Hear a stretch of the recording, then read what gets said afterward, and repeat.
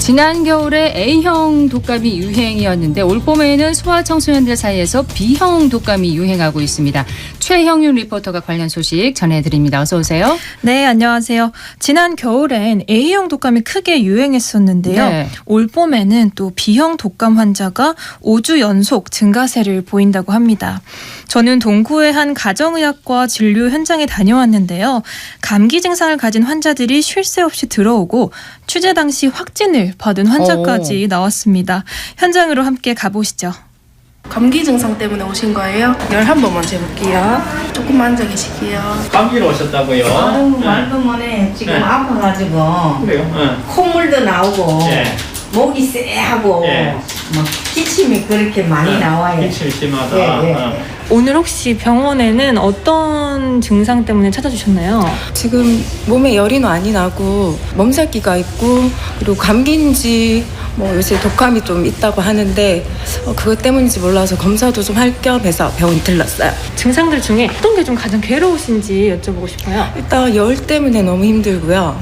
열이 있으니까 몸살기가 있는 것 같고 이제 기관지 코하고 목이 부어서 지금 너무 괴롭죠. 목 아픈 거는 침이나 음식 삼킬 때도 아프시고요. 네. 두통이나 몸살은 어떻죠? 그것도 있어요. 있으시고 기침, 콧물, 가래 다 있으신가요? 네. 독감 의심을 해봐야 되고요. 네. 지금 독감 신속 항원 키트로 검사를 한번 해서 독감 확인이 되면 거기 맞는 독감 항바이러스 치료를 하는 게 맞을 것 같아요. 지금 키트 보시면 보다시피 이제 B에 한 줄 있고 C에 기준선이죠. 한 줄. B형 독감 확인이 되셨어요. 오늘 어떤 증상 때문에 병원 찾아주셨을까요? 열이 나고 독감이 의심돼서 왔습니다. 지금 증상들이 어떤 것들이 있나요?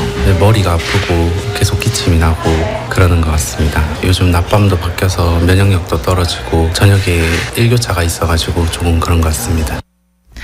환절기는 일교차가 커서 면역력이 떨어지기 좀 쉬운 시기인데요. 그렇죠. 혹시 독감 예방 접종 하셨나요? 저 아직 안 했는데 어제부터 머리가 아프고 어떡하죠? 네, 저도 아직 접종을 못 했는데요. 네. 독감 예방 접종 기간이 지났다고 생각했는데 30일까지 접종이 가능하더라고요. 아직 남아있네요. 네, 그렇습니다. 독감의 증상과 예방 접종 기간, 확진 후 치료법까지 김창곤 가정의학과 전문의에게 들어봤습니다.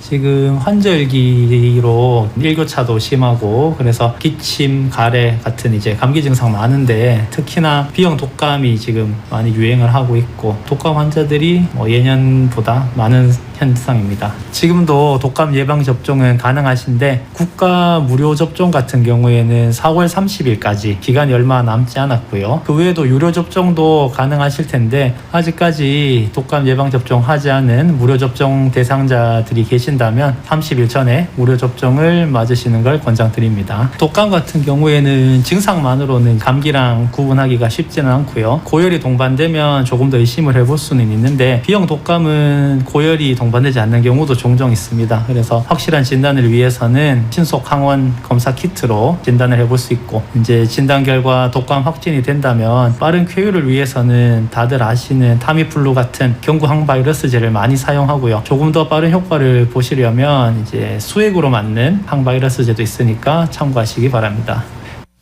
예방이 중요하니까 아직 접종하지 않은 저 같은 사람 빨리 가야겠는데요. 네, 저도 빨리 달려가야 될 것 같습니다.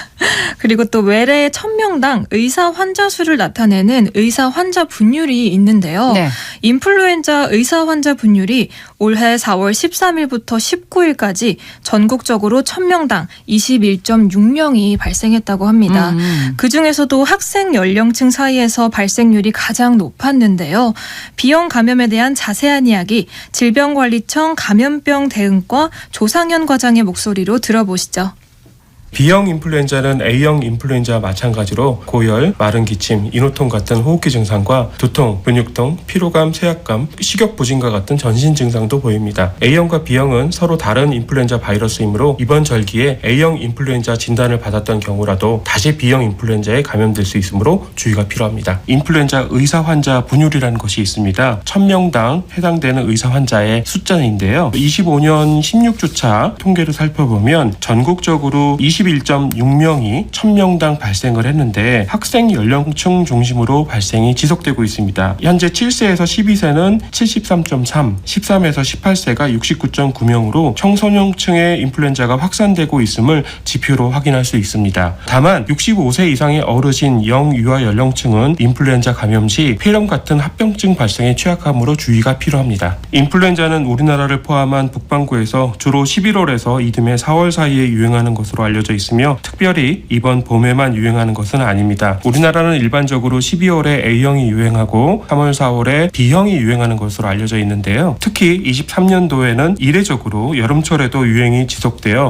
다음 절기까지 이어진 바 있습니다. 이번 절기에서도 계속 증가 추세를 보임을 볼 때 계속적인 예방이 필요한 상황으로 판단됩니다. B형 인플루엔자를 포함한 인플루엔자 예방 수칙으로 올바른 손 씻기 생활화, 기침 예절 실천하기, 씻지 않은 손으로 눈, 코, 입 만지지 않기 등 개인 예방 수칙의 준수가 필요하고요. 실내를 충분히 환기해 주시는 등 일상 속 호흡기 감염병 예방 수칙을 지켜주시면 되겠습니다. 또한 발열 및 호흡기 증상이 있을 시 마스크 꼭 쓰시고 의료기관 방문하셔서 적절한 치료 받으시면 건강한 봄철을 보내시는데 문제가 없을 것 같습니다.